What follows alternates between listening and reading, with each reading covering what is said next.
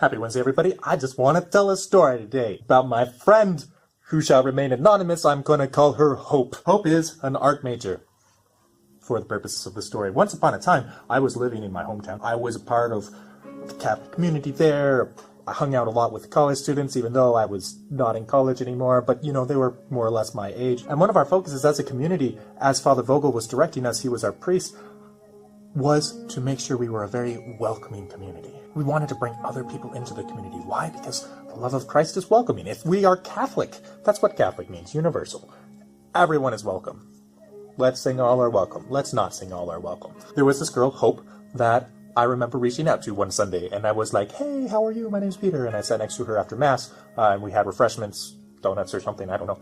And she was fun. I started inviting her to events and things. Then some time passed, and I noticed after a while that, like, she had suddenly kind of drifted out of my life. Then one day I saw her at Mass, and I said, you know what? I'm going to go sit next to Hope. And I went and I sat next to her, and I said, hey, do you mind if I sit next to you? And she kind of went like this. But her friend said, oh, yeah, sure, no problem. And so I sat there for all of Mass. And I was like, is she angry at me? I don't know. Especially as Mass went on, and I got more and more vibes that she didn't really want me sitting there, which was baffling to me. It was very much baffling. But I said, okay, maybe something happened. So I texted her later. I said, Hope, are you mad at me? I think this is how I phrased it. I don't know if I did something. If I did, I'm really sorry, and I would like to know what happened. You're important to me. Something along those lines. I don't know. And she responded that, yeah, I had hurt her feelings about a year ago. She had been mad at me for about a year. That just goes to show how sensitive and observant of a guy I am. So, we talked about it some more. Over text. She referred to something that we had done together about a year ago. Here's a story of what had happened a year ago. She was locked outside of her dorm room one night, and I was messaging her on the Facebook because that's what networkers do, asking her how she was doing, and she said, oh, I'm locked out of my apartment. And I said, oh, I'm so sorry. Is your roommate coming back? And she said, yeah, she'll be back in a while, I don't know. And I said, okay, well, I'll just message you for a while you're waiting. I was hanging out with some friends at the time. Eventually, the thing that I was doing with my friend, I think we were playing cards or something, that ended, and she still was locked out of her apartment. And so I said, hey, well, maybe I'll come over to your apartment complex place, dorm room place, and hang outside with you in the rec room. And she said, sure, that sounds great. And then we were hanging around, and we were talking and things like that. Bum, bum, bum. Eventually, we got to a point where it seems like her roommate was not going to come back. It was getting late. It was like 1 or 2 in the morning. And poor Hope, she didn't have anything with her, really. She didn't even have her shoes on. Everything was in her room. She had stepped outside to grab something outside and then forgot her keys inside, and so was locked out. So what do you do? What do you do? Now, in hindsight, I've learned that there's people you can talk to and say, hey, I got locked out of my room. Help me get back in. I lived my college experience mostly, in a seminary, not used to those sorts of systems. So that thought didn't occur to me. So I was thinking, should I call somebody up? I mean, it's really late. She is a girl. I'm a guy. That's a little weird. Ultimately, though, I decided, I feel safe. I'll just offer her my place to sleep, as long as she's comfortable with it. If I felt like there was a slight danger, then I would have kept that boundary.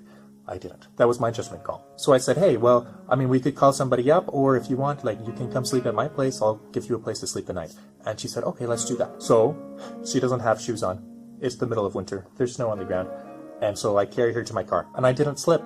Look, I'm coordinated and everything. Then we start driving. We start driving home. So then a thought occurred to me. I want to make sure that this isn't coming across as like a romantic gesture in any way, because that's not how I meant it. I also wanted to find a tactful way to clarify and make sure that that wasn't how it was coming across. So my thought was, I'll mention my girlfriend. Now, this is a little convoluted, but for what it's worth, mentioning my girlfriend was kind of true. It was kind of a white lie. I had a girlfriend at that point. We had just broken up a couple weeks ago. It wasn't public news. Most people thought that I had a girlfriend at that point, but I didn't. But I pretended I did for that night. That seemed like an easy way to make sure that we were all on the same page. I didn't want to say, hey, Hope, you're a great gal. I don't want to date you. That's not what this is about tonight. That would have been awkward and embarrassing. Maybe. I don't know. Maybe that's what I should have done. I also didn't want to leave things unsaid, because then maybe she would be wondering, what does Peter mean by this? So this seemed like perfect solution. I mentioned my girlfriend. She knows I'm not available. Then everything is hunky-dory. As it turns out, that's not how she took it. As soon as I mentioned that I had a girlfriend, she felt very dirty for coming and sleeping at my place, which is totally fair. Like, it really is totally fair. I didn't pick up on that, so that's 2 examples of me not being observant. I'm really painting myself pretty tonight. So she spent the night, feeling kind of trapped. She felt kind of dirty for spending the night at my place and got mad at me for it. Which is fair. Which is totally fair. A year later is when I find out that she was mad at me for all this. She's still mad at me. I asked if we can talk in person.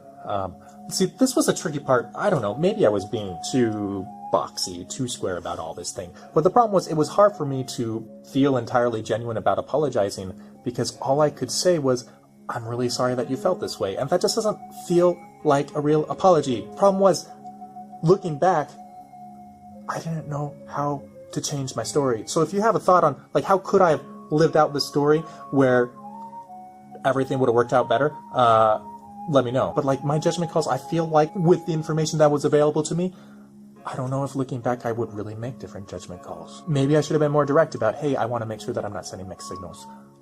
Can we talk about that? That should have perhaps been a conversation before we finalized the idea that she was coming to sleep at my place.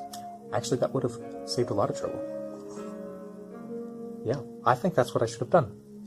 All right. Well, I'm sorry, Hope. I'm sorry.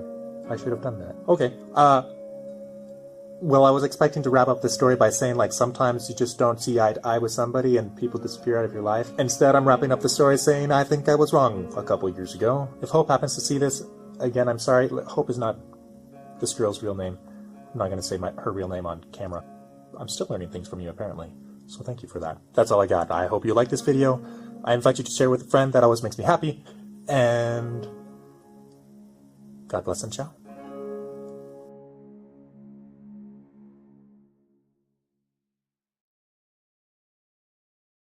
Two drums and a cymbal fell off a cliff. But hey, do you want to hear a joke without a punchline?